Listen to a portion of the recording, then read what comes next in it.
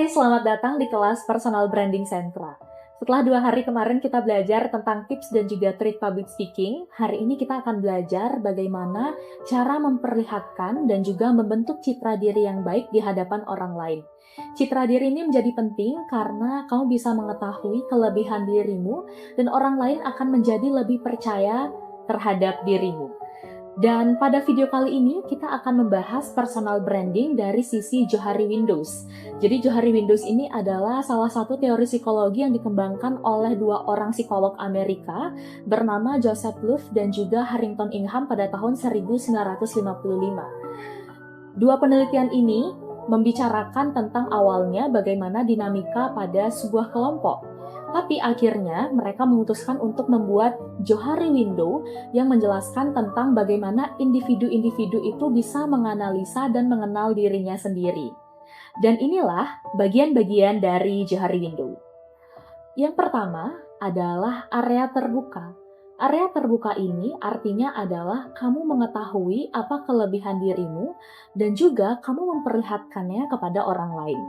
Misalnya, aku adalah seorang yang suka berbicara di depan publik dan pada video kali ini aku pun memperlihatkannya ke kamu sebagai audiens ataupun penonton. Dan inilah yang dimaksud area terbuka. Jadi kita mengetahui apa kelebihan diri kita dan kita memperlihatkannya ke orang lain. Dalam konteks misalnya seorang tunanetra menjadi fasilitator art class, itu artinya kita harus bisa komunikatif dan juga memperlihatkan komunikatif itu ke hadapan orang lain. Dan inilah yang dimaksud area terbuka. Jadi kita bisa mengenali diri kita sendiri dan mengetahui apa kelebihan diri kita. Yang kedua adalah area tertutup. Area tertutup artinya adalah kita tidak mengetahui kelebihan diri kita itu, tapi teman kita justru mengetahui kelebihan itu. Dan kita bisa saling menganalisanya dengan misalnya ngobrol ataupun saling menganalisa diri satu sama lain. Dan ini menjadi penting karena dengan adanya area tertutup yang direfleksikan satu sama lain, mengetahui apa keunikan tambahan dari diri kita dan menjadi sisi yang lebih baik lagi di personal branding yang tadi kita katakan. Yang ketiga adalah area tersembunyi. Nah, area tersembunyi ini adalah area yang sering kali kita hadapi tapi kita tidak ingin orang lain tahu. Misalnya, sesederhana, pada saat berbicara di depan umum, aku sering deg-degan dan juga takut. Tapi aku tidak pernah memperlihatkan energi ketakutan itu kepada orang lain. Itulah yang dimaksud sebagai area tertutup. Dan area ini adalah area yang kita kenal sendiri dan kita tahu, tapi orang lain tidak bisa melihatnya atau kita sembunyikan dari orang lain. Yang selanjutnya adalah area yang tidak diketahui. Area yang tidak diketahui ini artinya karena kita masih dalam proses pencarian dan proses belajar. Jadi area yang tidak diketahui ini akan kamu temukan seiring berjalannya waktu kamu menemukan ataupun mengenali dirimu sendiri. Dan itulah 4 area dari teori Johari Window yang dikembangkan dari psikolog Amerika.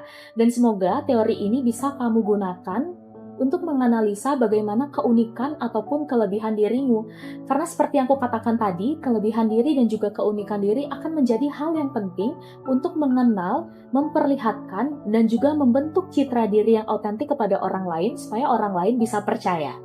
Nah, saat ini aku akan memberikan tugas Johari Window ini ke kamu, jadi cobalah berpasangan, satu kelompok terdiri dari 2 orang, dan analisalah 4 area tersebut. Analisalah 4. Yang pertama area terbuka, area tertutup, area tersembunyi, dan area yang tidak diketahui. Ini tidak perlu dianalisa, tidak masalah.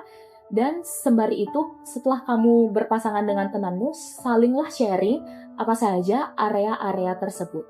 Dan maka dari itu, kamu bisa merefleksikan area terbuka, area tertutup, dan area tersembunyi tadi untuk mengenal dan juga mengetahui apa autentik dari dirimu, apa kelebihan dari dirimu, dan bagaimana nantinya kamu akan memperlihatkannya kepada orang lain.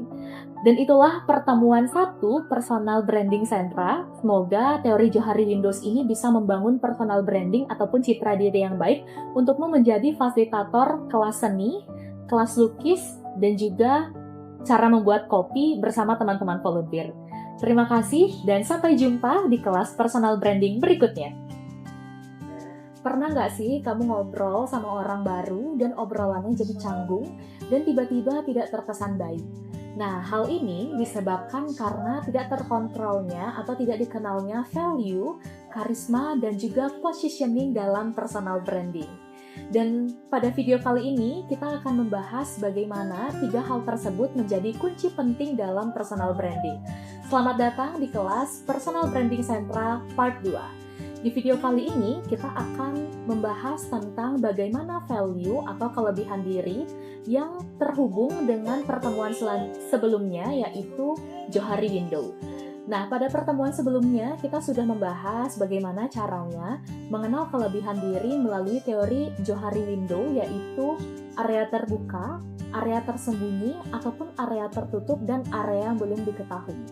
Dan value ini menjadi penting bagi kamu untuk kamu bisa menganalisanya dan menunjukkan citra dirimu kepada orang lain. Misalnya, seperti aku merasa bahwa kelebihanku atau area terbukaku adalah suka berbicara di hadapan umum atau suka berbicara di depan orang lain. Nah, seperti misalnya pada saat ini, aku menunjukkannya dengan cara berbicara dan membagikan materi-materi yang aku suka ke teman-teman tunanetra. Dan itulah area terbukaku dan menjadi kelebihan diriku dan aku telah bagikan ke orang lain.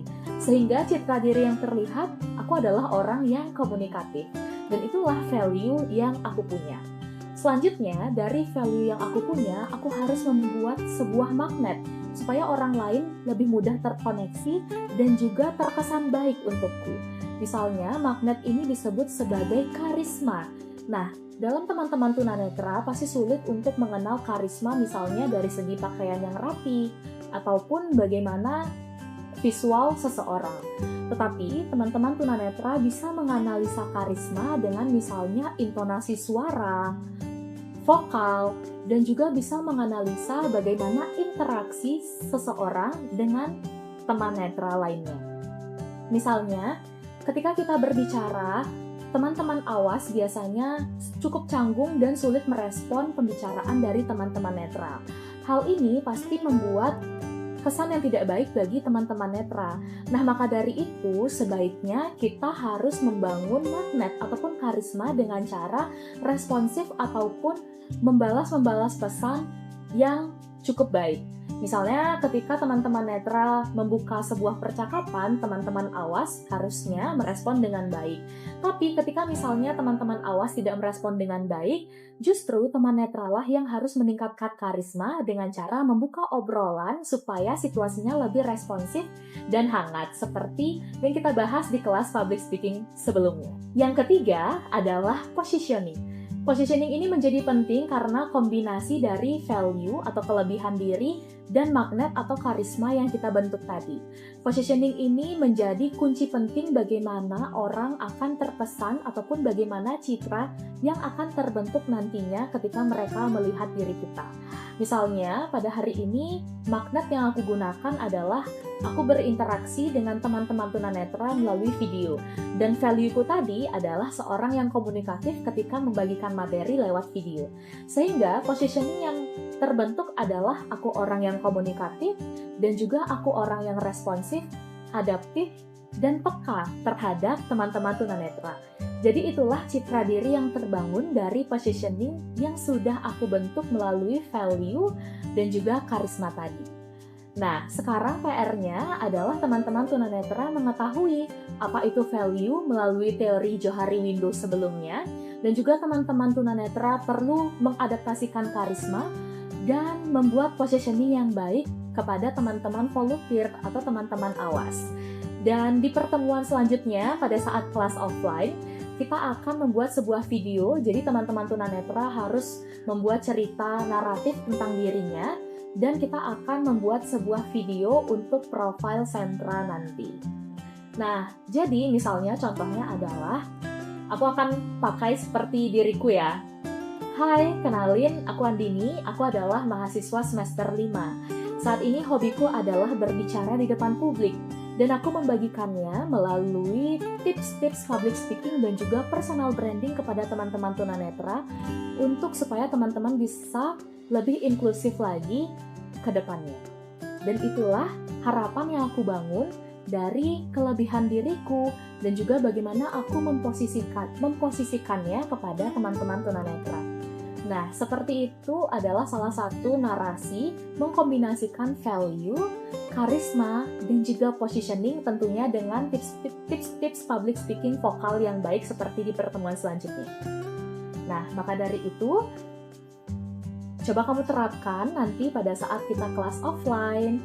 Terima kasih dan semoga video ini bermanfaat buat kamu. Bye-bye!